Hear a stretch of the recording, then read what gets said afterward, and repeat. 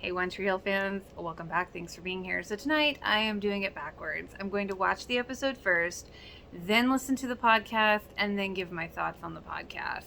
Because, I don't know, I kind of have been forgetting so many things, and I feel a little disconnected sometimes on the podcast because I'm like, oh wait, I think I remember that. Yeah, I remember that. No, I don't remember that. So I kind of want to see how I feel about watching it first and then listening to the podcast. I know I did this on one other video, so I'm just mixing it up. So let's get into it tonight. Tonight we are talking about Season 3, Episode 4, An Attempt to Tip the Scales. So let's find out what I do and don't remember about this one. Okay, I don't even know which outfit I liked or hated the most, although the Jack Sparrow is pretty good and kind of appropriate right now, wouldn't you say? I loved Haley's reactions to all the outfits. I did like Haley's, ew, this is hot. Ew, no, wait, I don't think of you that way. But I have to admit, Lucas's little Jack Sparrow accent was pretty cute. Okay, so apparently Dan's ability to just be everywhere with anyone and walk through doors that are not locked and, you know, just pop through wormholes doesn't just apply to people that he, like, personally knows. Apparently it applies to the mayor, who he's now blackmailing. Totally forgot about that. Peyton's dad. What are you going as? Peyton, an angel. Brooke's gonna be the devil. Peyton's dad. Oh, imagine that.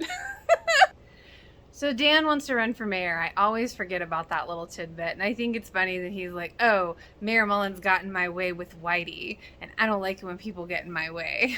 It's like, wow, you hate Whitey so much you're going to run for mayor. But honestly, thinking back, looking at it now, I think it was also a ploy just to keep his family together, really and truly, in his own twisted way. We see a snippet of Brooke's sewing and creative abilities in this episode with her sexy devil outfit. Only Brooke could get Nathan to go to something he doesn't want to go to. You can trust me, I'm the devil. I love that the mention of Tommy Lee comes up as Lucas's costume. Again, the timing, crazy. And then Haley sees Lucas stealing from the register.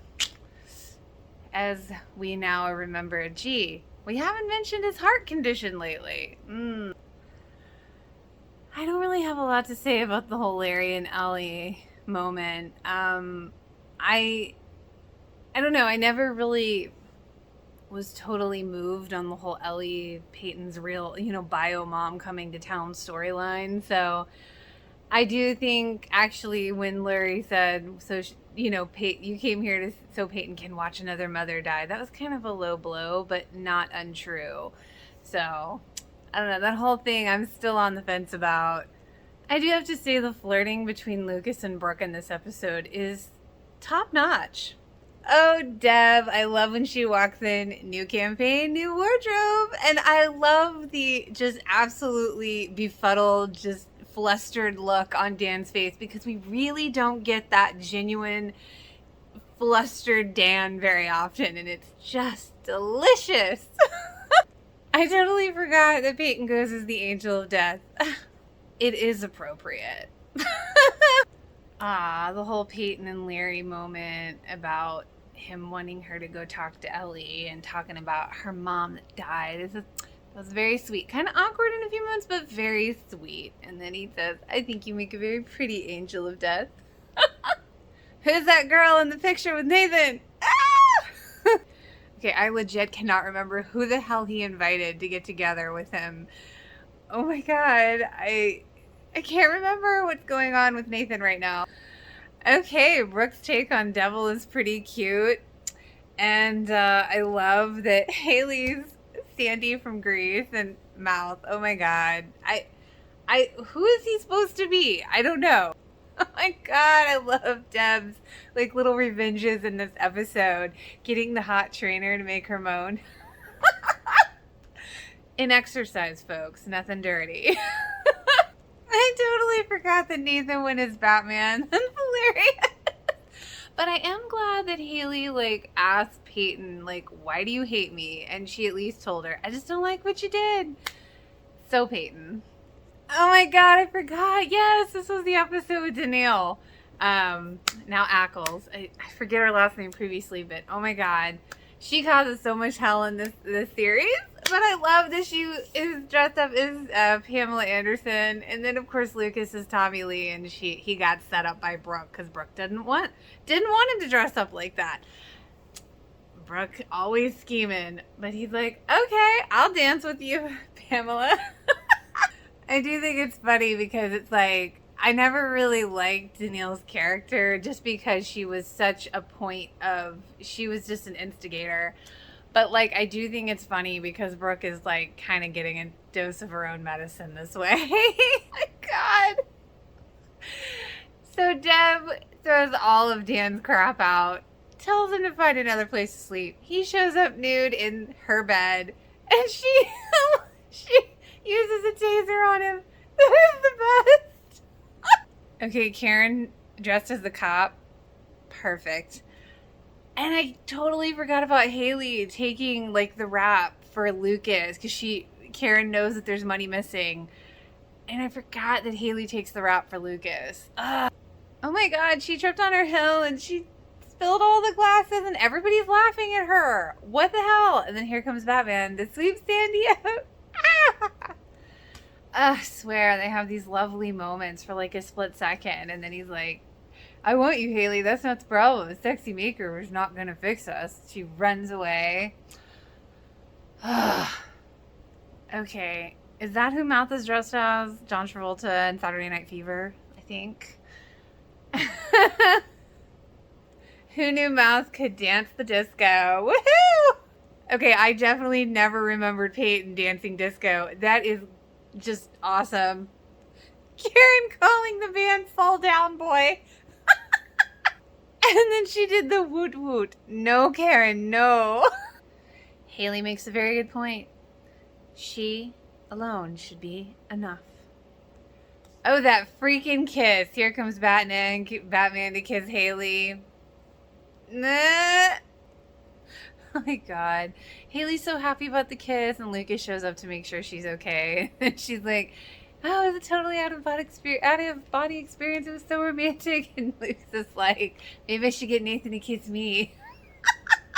And finally, Lucas tells Haley that he has HCM, the heart issue.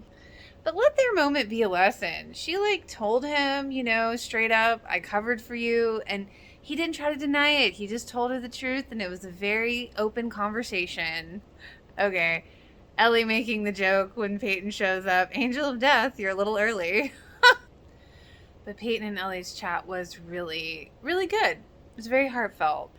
Okay, this is such... I completely forgot that Nathan called Chris Keller. And it's like, wait a minute.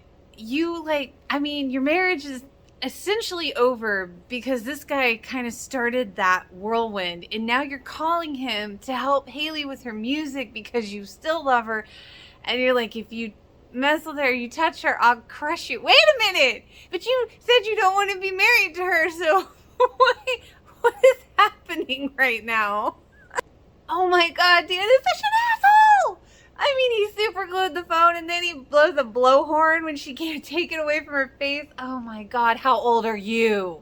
Like, I forgot. I knew he was going to do something. I totally forgot what it was. And I probably blocked it out because I was stupidly childish. Ooh. Haley telling Brooke to be careful because Lucas's heart is far more fragile than you think.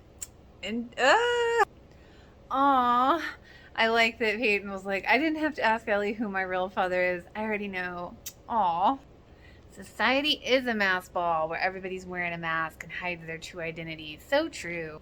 Okay, that's what I remembered. I did remember that the kiss, Batman, was not Nathan. It was Chris. But then I'm like, how did he know that Nathan was dressing up like Batman? Because that is a little stalkerish, okay? And then here comes Nathan asking him to help Haley. It's like, oh, I remember that feeling the first time I watched this. I remember thinking, you are just such, you're just such an instigator. Oh, he is kind of like Dan. Okay, so I just got done listening to the podcast. So my notes, I do agree that they said there's a lot of mind games going on in this episode for sure. Haley totally is Sandra Dee. Very accurate.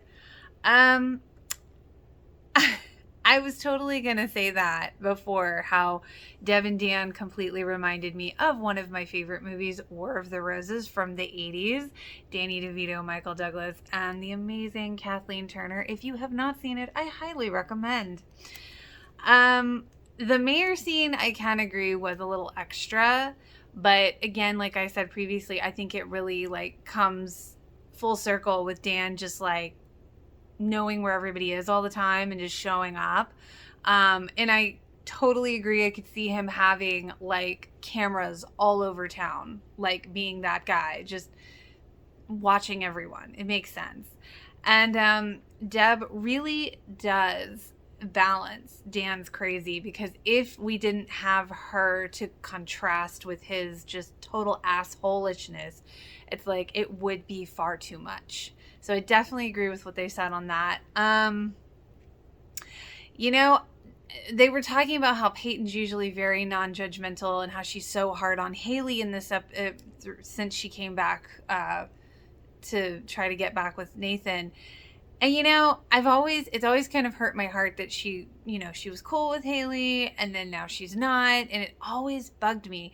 But, you know, hearing them say that, you know, it is justified for her to feel that way because, you know, she's upset that, you know, her friend basically essentially tried to, in a way, commit suicide over Haley leaving. I mean, I see it from both sides. Like, Haley never did anything for herself and she needed to take that moment. But at the same time, it's like, I get why. I understand a little bit better why Peyton was the way she was with Haley in that instance. And I do agree that, like, learning healthy conflict is key in life, because it is something that most people don't know how to do, and it is key.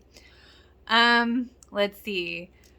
Yes, I do believe that Brooke toning down the sexiness is good, because the way she is flirty, she's sexy enough on her own with her flirtiness. I definitely concur on that.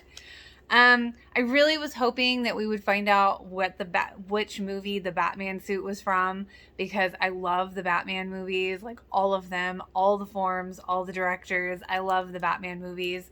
And when not Peyton,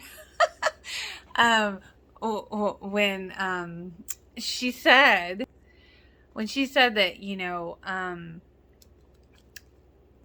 she mentioned the Val Kilmer movie, because he's my favorite of those other Batman movies. Oh my god, that'd be so cool if it was his suit. But like any of even if it was George Clooney or Michael Keaton, like any of it would be amazing.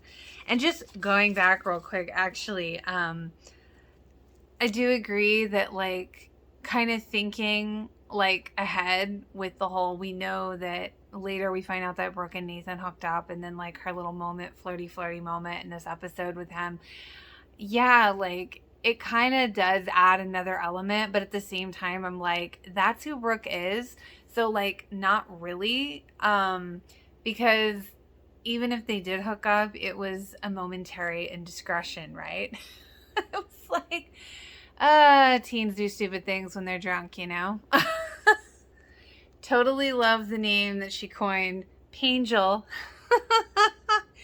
And I am in love with the fact that Joy loves Pamela Anderson, because I do as well. And I will say that Danielle really did look great as Pam. And I really look forward to when they have Danielle on, because I really have always been kind of a little bit obsessed with her, girl crush. And hello, her husband is like one of the hottest guys ever. Her and Gentleman are so beautiful together, it makes me nauseous. Like, they're so cute, and it's just ridiculous. They're so lucky to have found each other, and their children are adorable, and they just have that charmed life, you know, it seems. But yes, I need to see these beauty queen photos. I love the idea that she was a beauty queen. I need to see these photos for sure.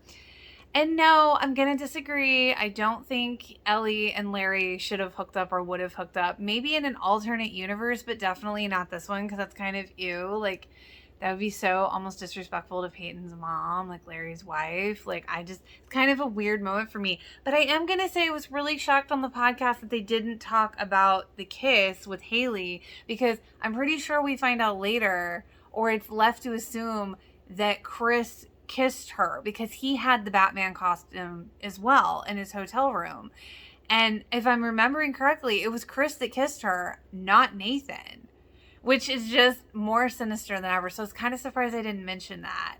But anyway, I think I like doing this after the fact because I feel like I'm more like, things are hitting more with the podcast after I watch it because there's so much that I forget. I even rewatched this series not too long ago, but I swear it's like there's so many things I forgot because, life. But I hope you enjoyed. If you did, feel free to like and subscribe. Until next time, One Tree Hill fans.